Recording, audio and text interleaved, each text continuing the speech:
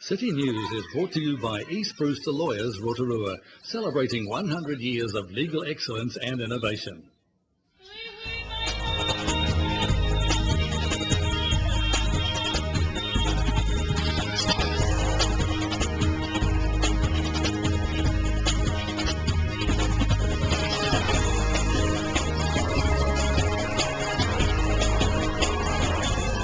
Good evening, Rotorua. Tonight on City News. The museum and Wingspan officially named the native falcons living in government gardens. Taringa Park Youth Space gets an upgrade thanks to a $50,000 grant from Southern Trust. And we cover Touch New Zealand's Junior Interprovincial Series played here at the weekend. Maureen Walker has been honoured by Wingspan and the museum with the naming of one of the native falcons living at the museum after the late district councillor. Judges for the competition naming the bird said Maureen Tarangirere Iwahu Waka was chosen as the name for the female falcon, as Maureen dedicated much of her life to making Rotorua the place it is today.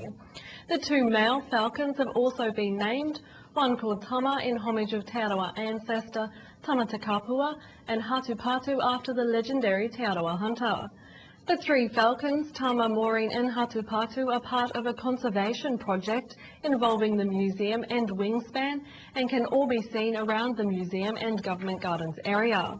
Volunteer monitors are on duty from dawn to dusk and are available to help visitors spot the birds. A grant of more than $50,000 from Southern Trust to Rotorua District Council will see new light shed on the city's Taringa Park Youth Space in Kotu. The grant will enable the council to install new safety lighting, a whānau barbecue area and new pathways within the popular youth space facility.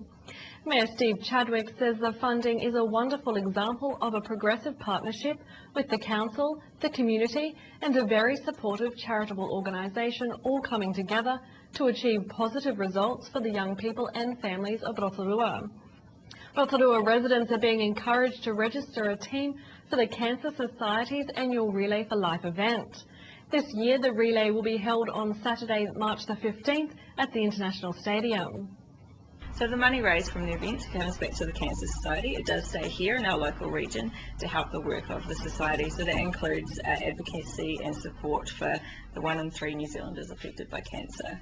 1 in 3, that's horrific. It is. It's a very high statistic. It's a bit frightening to be thinking of that. So it just goes to show though how many people it is affecting and how relevant it is and how much support is needed out there. Yeah. And the Multicultural Society is inviting locals to help celebrate the Chinese New Year, as well as experience Chinese food and culture at a special event on Saturday in the City Focus. So 1st of February, people need to come down here to City Focus. What time should they head down here, Alexis? Well, everything will kick off at 10 a.m. So come down, say 9:30 to 10, because the place will get pretty full. Because this will be the first inaugural Chinese New Year we will celebrate in the CBD. In sport tonight, the Touch New Zealand's Junior Interprovincial Series was held at Taringa Park at the weekend. The tournament is for players aged 9 to 13 years old and provides competition for players to participate in representative mixed team environments. National Junior Development Manager Pam Hyde says Junior Touch is important to the national body as the game is totally family orientated. Touch has always been a family sport, and we're trying to encourage that through offering all the grades from boys, girls and mixed so that everyone can have the opportunity to become involved. To your weather update now. Tonight will be fine with southerlies easing and an overnight low of 7. Tomorrow, Wednesday, fine with light winds, a high of 25 and a low of 10. And looking out to Thursday, fine with light winds, a high of 25 and a low of 12. And the marine forecast for Lake Rotorua for Wednesday, variable 5 knots with waves less than half a metre, and it looks to be fine. Remember, for program listings and to upload your videos, check out our website, tvrotorua.co.nz, or you can look us up on Facebook. Still to come tonight on City News, we cover the launch of Volunteer Rotorua. Alan Solomon catches up with RDC Community Arts Officer Mark Spikebush, and we find out more about Te Pui's whānau card from CEO Tim Kosa.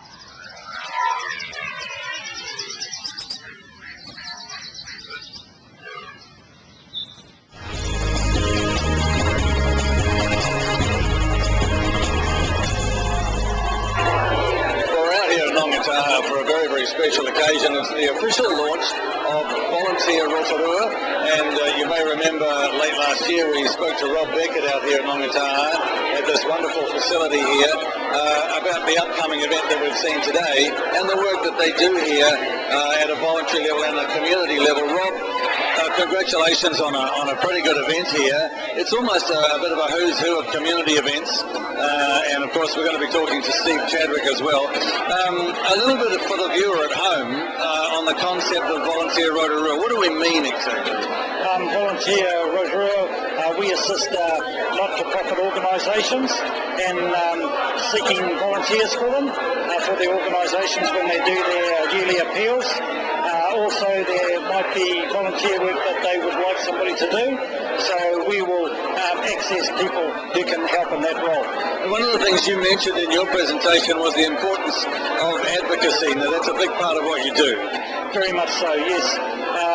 The thing is that with people they can volunteer, but there may be issues that they're finding in their personal life or even in while they're being a volunteer. And what we'd like to do is to say, hey, we're here to support you. You're giving us of your time. Let's give us some of our time to help you with whatever issues or challenges you may have in your everyday life. Also, the whole involvement of volunteers in our community, totally essential now, and I think we've made the comment on TV Rotorua before, that most communities up and down New Zealand, including Rotorua, wouldn't survive without volunteer input. That's right, and a lot of people don't realise is that they volunteer their service anyway. When they go to a local marae, they just give it their time. When there's a tangi or when there's a 21st or whatever celebration, they help.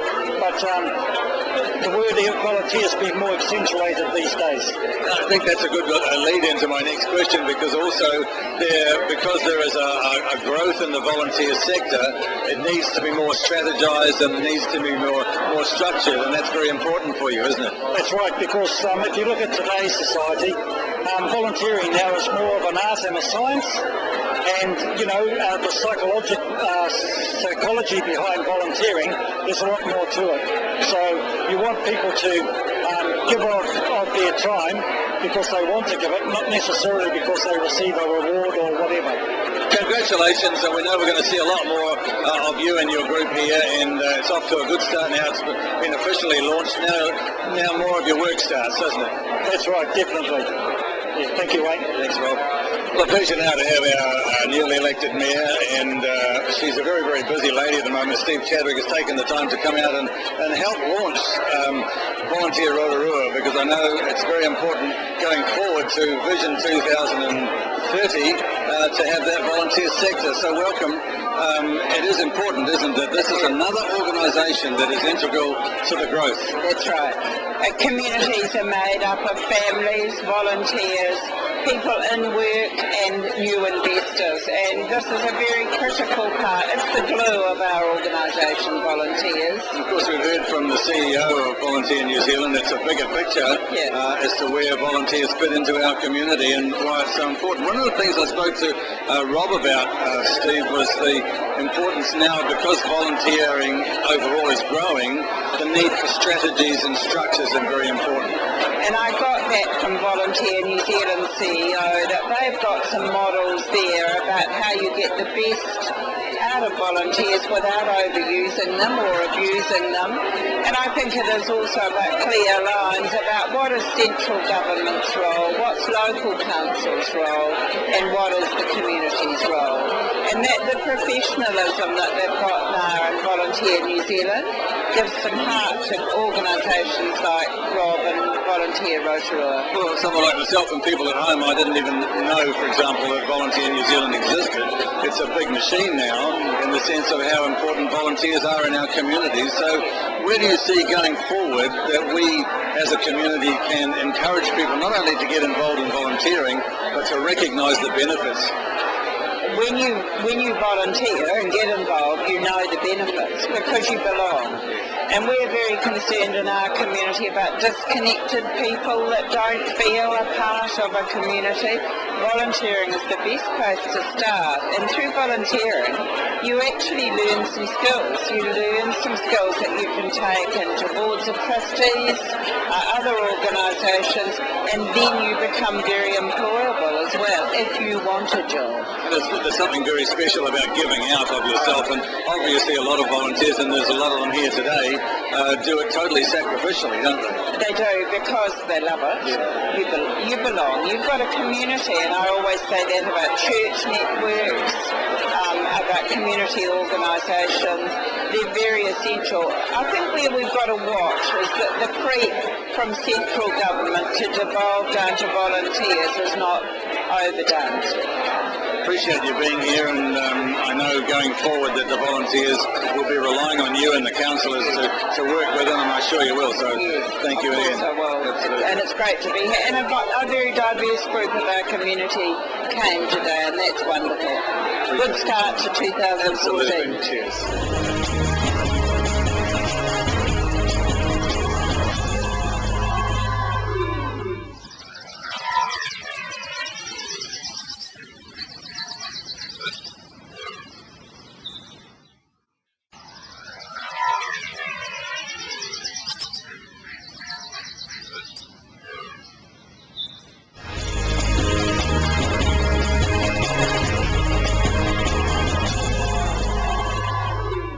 Last year we did a story at Orwhata Primary School along with Mark Spikerbos, who's the arts officer at the RDC, and they were doing all these different murals for the airport. Now we're down at the airport with Mark right now to talk about these murals. Mark, these look fantastic. You've got to be happy with the students. I've had some awesome feedback from all within council, community and beyond. The kids, we're all proud of them. Yeah. So when did it actually go up? When was the official unveiling, if you like? We haven't had an official unveiling as such yet, but I wanted to be sure that these murals got on the wall at the end of last term, because some of these kids are going to move on and they won't have a chance to share and be thanked and and their hard work. So where did the idea come from, Mark, to do these murals? Because honestly, they're fantastic, aren't they? Well, thanks. Yeah, I'm very proud of them too. Actually, we worked very hard. Well, my first day as arts officer, I was approached by the then CE Peter Gurin. Mark, can we please do something about our airport? It looks like a barn. So that planted the seed, and I guess I want to do something about the barn as well, because they laugh at us in Queenstown. They call it the barn. So now we've got some soul. I think we've got the stories of our kids being told. We've got vibrancy. We've got colour and ownership. I think. Yeah. Now there's 5 murals from 5 different schools around the area. Just run through quickly how they're related in each school. Sure. Well, we chose 5 schools as the schools that are under the flight path, basically. So we have to make it sort of, because these things are going to be refreshed every 2 years. We're going to take a couple away, and we're going to go to more schools and keep this thing vibrant and moving. So that's how we got started. I approached the principals, and yes, 5 times out of 5, let's do this. And so it was a great opportunity for me as a muralist in my past life to pass on some of the skills and techniques and how we do these things. So I see some schools have actually started their own mural programs as a result of this, which is great. Now, at the start of the story, I mentioned that we caught up last year and then we at Orwhata Primary School and just going through the process. So how long did it take all the schools to get them all finished? Well, I would say that all up, probably around 3 days per school. But I mean, it was a spreadsheet of time management, because some schools could work between 1:30 and 3. Others had to be mornings. In a couple of cases, I could get in there for 2 to 3 days, and we could just get the job done.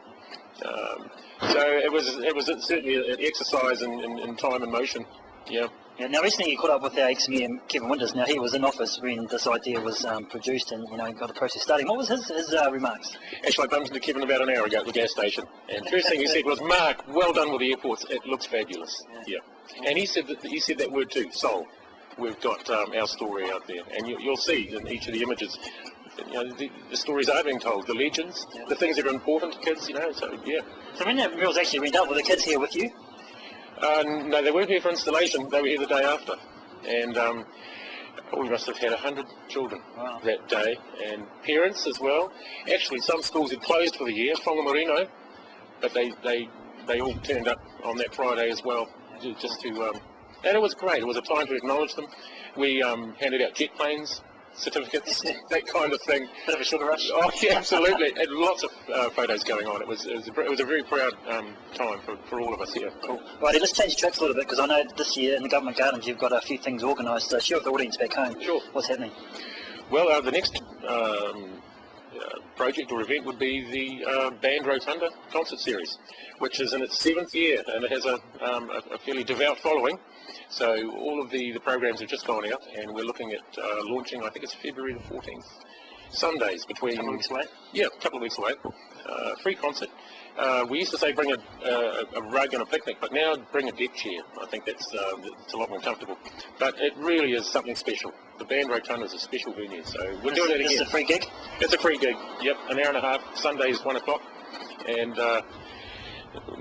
get there early, get some shade, because we had some hot times last year.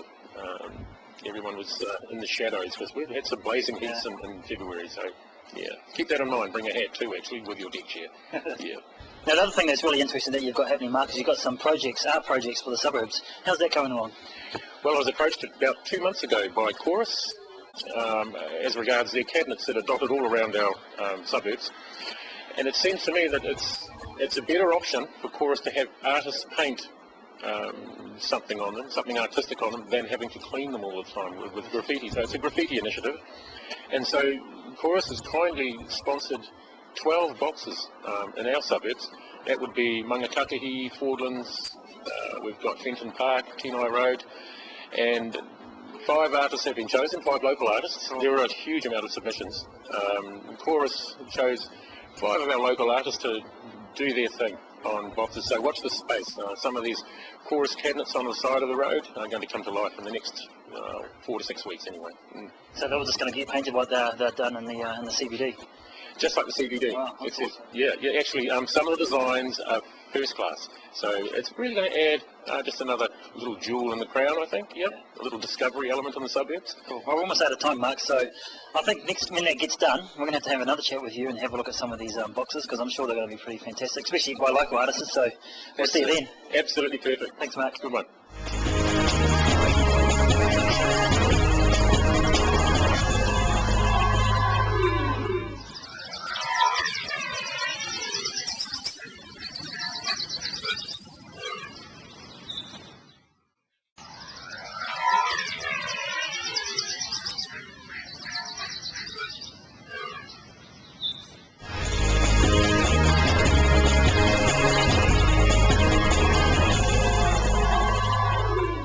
Last year, 2013, was the 50th year celebration here at Te Puria, but this year, in early 2014, they have a gift for you. And with me today is the big man behind the scenes down here, Tim Costa. Thanks for joining us today, Tim. Got it. Now, obviously the 50th celebration was last year, but coming into the early part of this year, you guys have turned it around a little bit and you've got gifts for the people of Rotorua. We've always had a thing called a whānau card, which has been an encouragement, or a low-cost encouragement for locals to visit Te Puria and New Zealand Māori Arts and Crafts Institute.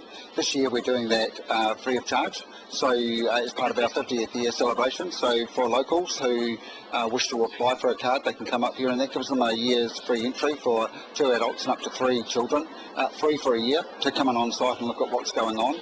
The thing for us is obviously we attract a lot of visitors who come and visit us once, and internationals who may have come to New Zealand once. But we want to show locals what we're doing, what we're up to, how things are changing, how things are moving on. And this is a really good way of engaging. So we've had a lot of interest from a lot of people. So all they're going to do is come up here to the main office at Te Puria, bring a licence or an ID. Come up to the ticketing office, bring a form of ID, New Zealand driver's licence, passport, and some local ID that sort of identifies they live here. And then we'll process it from there. So they'll be asked to go across to the administration block to have a photo taken, and that's part of the ID process. Cool. Now let's go back a little bit to the 50th celebration last year. Obviously that was a big party for you guys. How did it all go in the end?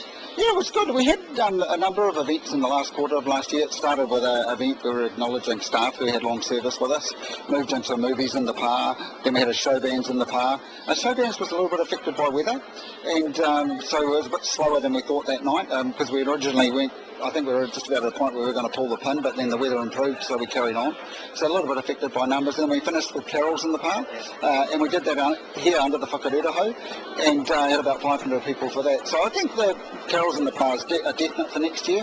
There's something in the movies in the park concept we like, and we still get a lot of people wanting us to bring back opera in the park, which was a sort of a long time Rotorua event that a lot of our opera buffs around town, Māori performers are really interested in that event. So we're taking another look at that in the next year. And Papakura, that's starting to bubble up a little bit more too, isn't it? Yeah, in the last quarter of last year we had a bit of activity, particularly when the water temperature got up to about 98 degrees, and then we had a sort of a barometric pressure shift. So when barometric pressure dropped quickly from being relatively warm to very, to quite a low quite quickly, we tended to find it erupted then. So GNS scientists who monitor the geothermal field for us had actually got Papakura erupting on video to about a metre. That hasn't done that since the 1970s. So look, it's an encouraging sign. If bore closure programs and everything, if there's some win at the end of the day, the scientists are saying that's one of them. But the pressure, the things that are going on in Papakura, I mean, definitely in the throat of the geyser there's more water, there's more rumbling under the surface. We find that with Waikatia geyser as well, but it's not erupting consistently yet, which would be the ultimate end outcome for us all. I guess the other exciting news that we want to tell the folks at home is that there's Wi-Fi available now for your visitors. There is Wi-Fi up here, and that's linked to part of the reason we put that in is not only just demand and international visitors wanting to connect while they're on site. We've also done it to sort of allow a deeper storytelling within what we do. So just at all the main sites at the moment, we've got 12 of them on our site currently, where you can scan it using your QR code reader, and you can go into deeper information, and that will eventually geo-sync your phone into whatever country you've come from. So for instance, if you're Korean and you scan onto it, it'll come up in Korean language. So it allows people to get into a slightly deeper story behind each one of our unique features on site, and that story is then told in their languages. So at the moment we're just on a basic translation mechanism, but we're going to get much more sort of accurate with our translations and things as we go through time. Now we're just about out of time, Tim, but anything exciting coming up for Te Pū in the next couple of months, or even the first half of this year? Yeah, we've got some developments that we're finishing off. So we just restored the Pātaka, which is in the marae, so that's the storehouse. We've also got the front of Te Ara Nui Arua, which is our wharanui, which is getting an upgrade. And we've got a number of developments that are sort of rolling out through 2014, early 2015. So quite a bit of capital expenditure yet to happen on site. So you need those 400,000 visitors, don't you? Oh, well, we always need them, but we've got we've got good reserves. We had a good couple of years, so we can put we can invest in those things. And we've got our key focus is keep continuing to sort of do the marketing work that we need to do. But the next 2 to 3 months is looking quite positive generally inbound into New Zealand. So after the Chinese travel laws that slowed China up in October last year, I think we're seeing some of that come away with Chinese New Year starting at the end of January. So we should see the markets generally pretty buoyant from now on in. A little bit patchy through mid-January, but no more patchy than last year. So our numbers are up about 10% for January, but they were down in December, mainly due to the Chinese. Well, it sounds like you got exciting 2014. Appreciate your time. Yeah, no, it's good. Good challenges ahead. Nothing to shy away from, that's for sure. All right, good stuff. Thanks. Ka pai. That was Te Pūia CEO Tim Koza talking with Alan Solomon. If you have a news event that we can support, call the office and talk with one of the team on 07 3488 984, or you can email news@tv.rotorua.co.nz. Thanks for watching tonight. From all the team at City News, Maria. Supporting local content so you can see more of New Zealand on air. City News was brought to you by East Brewster Lawyers Rotorua, celebrating 100 years of legal excellence and innovation.